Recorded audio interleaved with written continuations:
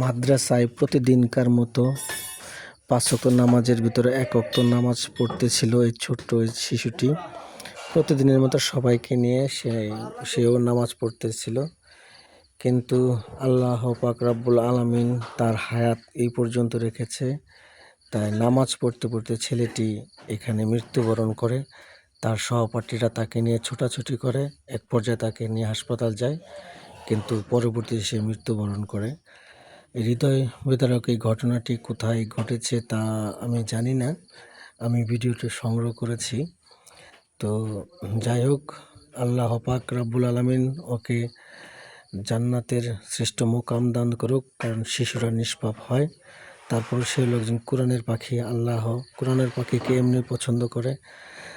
যার বাবা মায়ের এই সন্তান আজকে হারিয়ে গেল, সেই বাবা মাকে ধৈর্য ধরার তৌফিক দান করুক আল্লাহ। আল্লাহ পাক রব্বুল আলামিন এর উত্তম বদলা তার পিতামাতাকে দান করুক। আমিন।